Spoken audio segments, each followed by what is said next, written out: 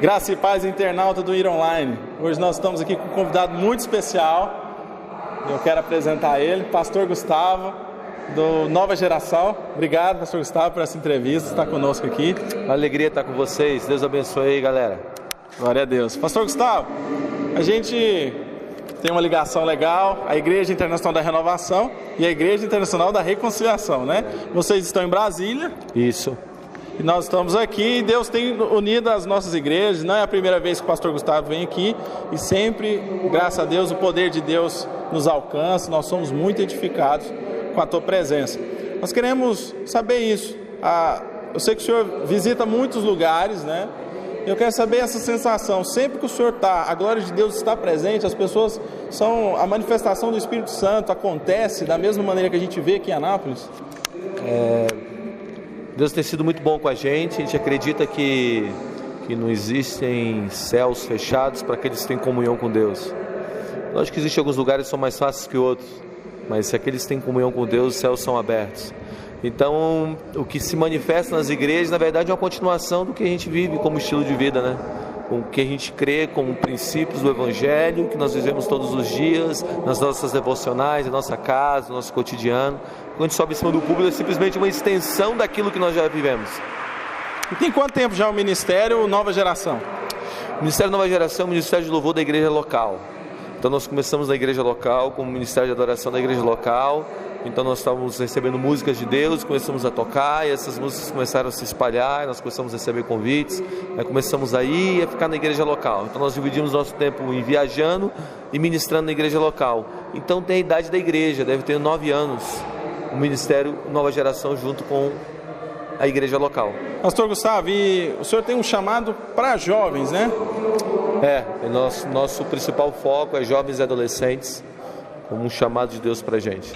E assim, o Pastor Gustavo tem o jeito de jovem, a linguajar de jovem e as vestes também, all-star e tudo mais. Então isso é bem legal porque o jovem sempre identifica contigo, né? Com o grupo, né? É jovem de espírito e jovem de roupa. Glória a Deus. Os integrantes foram sempre os mesmos ou foram mudando e Deus foi movendo? Na verdade a gente tem mais gente, só que eles estão na igreja. Então a gente viaja com um grupo mais fechado, né? Mas existe outros que estão na igreja que fazem algumas viagens esporádicas com a gente, mas todos pertencem à igreja hoje. Foi mudando, tem alguns que mudaram, mas a maioria estão com a gente há 10 anos, 9 anos, antes da igreja, antes de começar a Nova Geração nós já éramos amigos, nós já estávamos juntos.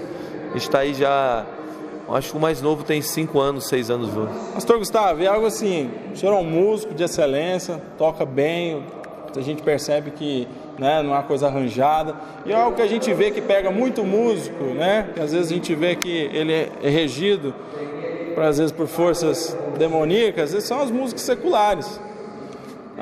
Nosso país tem vários tipos de música, culturas diferentes, e algumas músicas, assim, letras pobres, né, fracas. Eu sei que a música vem de Deus, mas essa influência às vezes desgasta o músico, às vezes contamina o altar.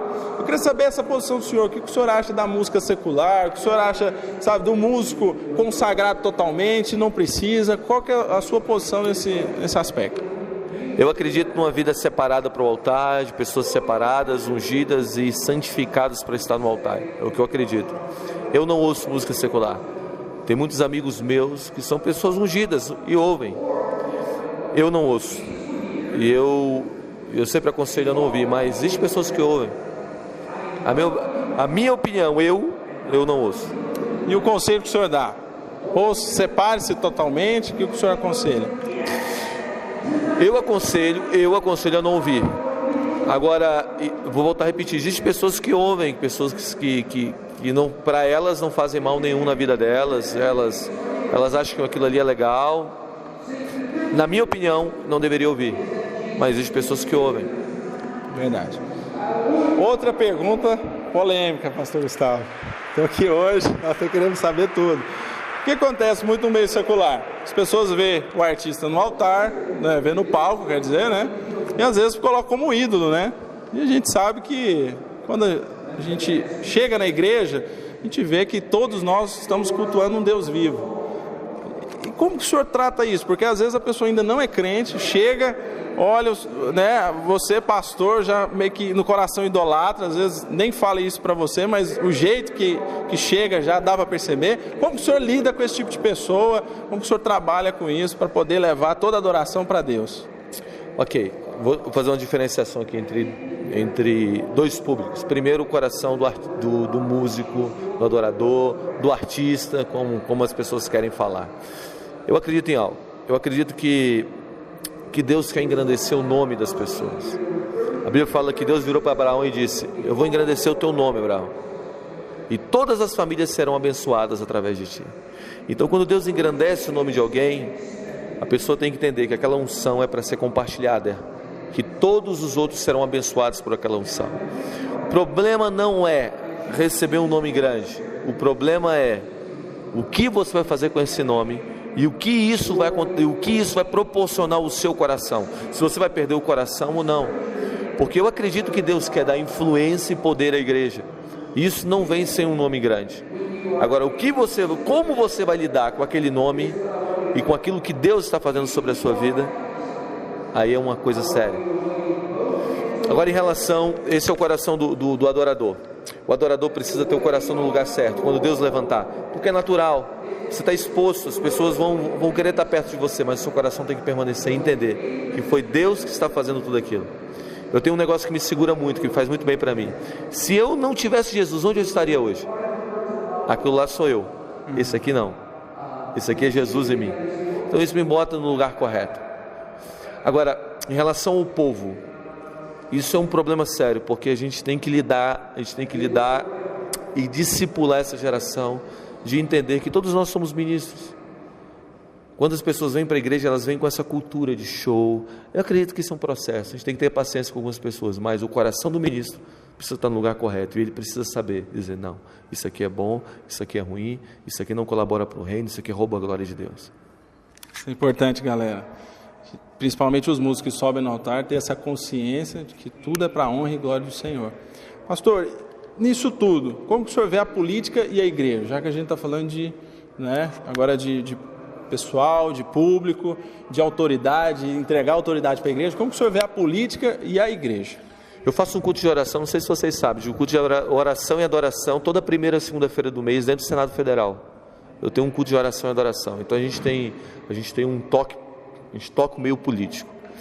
Deus me deu uma palavra um tempo atrás. Deus me disse assim: quando Jesus morreu, ele estava na cruz e era véspera de sábado, ia entrar no Shabat, e Jesus ia ficar pregado na cruz. Por quê? Porque ninguém trabalha no sábado. Então um homem chamado José de Arimateia pediu o corpo de Jesus e guardou o corpo de Jesus, tirou o corpo de Jesus da cruz e guardou ele, e no terceiro dia ele voltou glorioso.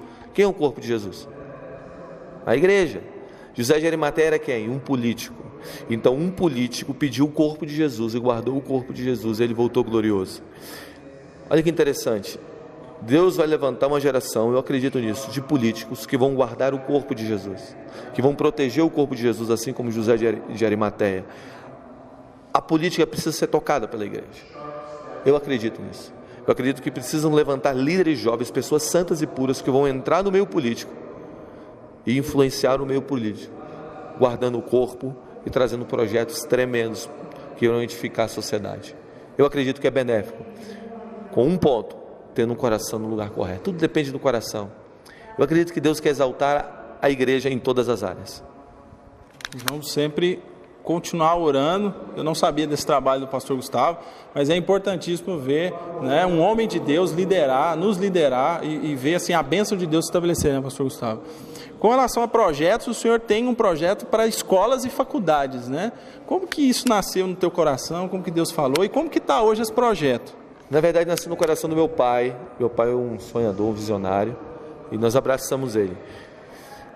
Existem duas áreas: a área das escolas, do ensino médio, e a área das universidades. São dois projetos diferentes. Eu vou explicar rapidamente. O projeto das escolas, ele funciona assim: uma escola recebe R$12 mil por ano para sua administração. É muito pouco, Imagina você administrar uma escola com 12 mil reais, é muito pouco. Então a igreja, ela separa uma parte das suas ofertas, dos seus dízimos, e nós cuidamos de escola, reformamos, pintamos, e nós temos um trabalho com os alunos, fazemos um trabalho com os alunos, agora nós estamos abrindo outros braços. Envolve um trabalho social também. Também, social e espiritual. Vou te dar um exemplo, os frutos desse trabalho, desses últimos 2 anos, 3 anos de trabalho. A escola que a gente trabalha é a primeira escola do Enem de Brasília. Tem 2 anos que não tem uma pichação na escola. Ela está entre as 10 escolas públicas melhores do Brasil, como fruto direto de vendo o reino de Deus se manifestando no meio da sociedade. E os diretores, os professores falam que a presença da igreja lá e o trabalho da igreja. Então a gente tem, por exemplo, agora, hoje é sábado, há 3 dias atrás, sábado dia 8 de setembro, de 2011. Sábado, há 3 dias atrás, nós estávamos passando mais ou menos 57 jovens pelo pré-encontro, de fruto do trabalho da escola. E a gente levanta focos de avivamento. Nas universidades nós fazemos cultos mensais, uma vez por mês, e esses cultos mensais, eles geram grupos pequenos, células dentro das universidades, que nós chamamos de focos de avivamento. Então nós acreditamos que as universidades, todos os campos universitários terão focos de avivamento e cultos de avivamento dentro deles. Nós acreditamos muito nisso. Deus nos deu uma palavra também, que é aquela de Romanos 12, que fala: transformar o mundo pela renovação da mente. Onde se forma a mente do mundo? Nas famílias e nas universidades. Então, se nós entramos nas universidades, nós começamos um processo de transformação social.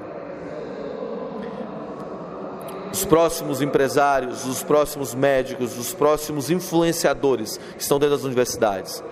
Há uma estatística: 95% dos cristãos que estão dentro da igreja, eles nunca estarão em cima de um púlpito, segundo o Instituto Peter Wagner.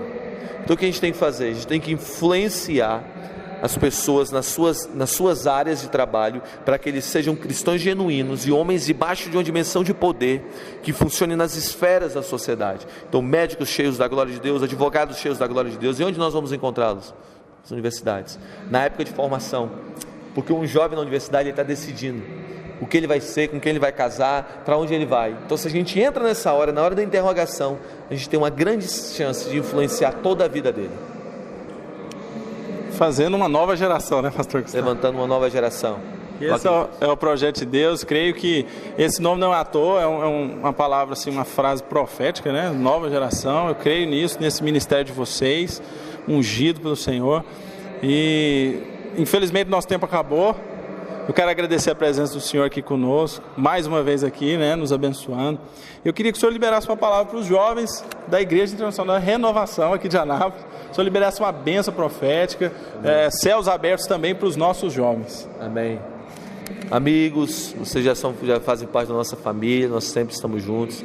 Quero liberar realmente céus abertos, céus de milagres, céus da manifestação do reino. Deus sempre sonhou em colocar os céus no meio de nós. O Éden era um pedaço dos céus no nosso meio. O Éden era o paraíso no nosso meio. É tão claro isso, que quando Deus expulsa o homem do Éden, para onde o homem vai? Havia um mundo fora do Éden. Então o que era o Éden? O Éden era um lugar de comunhão perfeita entre o homem e Deus. E Jesus disse que venha a nós o teu reino. Jesus não estava dizendo que nós deveríamos ir aos céus, mas Jesus estava dizendo que venha o reino dos céus à terra. Eu acredito que Deus vai trazer o reino de Deus, o reino dele sobre vocês, e vocês viverão coisas gloriosas. Eu acredito que os sinais irão acompanhar vocês, as maravilhas. Mergulhe na intimidade de Deus, na vida de oração e jejum, e vocês vão ver coisas gloriosas acontecendo. Deus abençoe. Obrigado, pastor Gustavo. Valeu. Espero que a mesma unção que estava aqui nessa entrevista alcance você aí no ironline.com.br. Até a próxima. Graças e paz.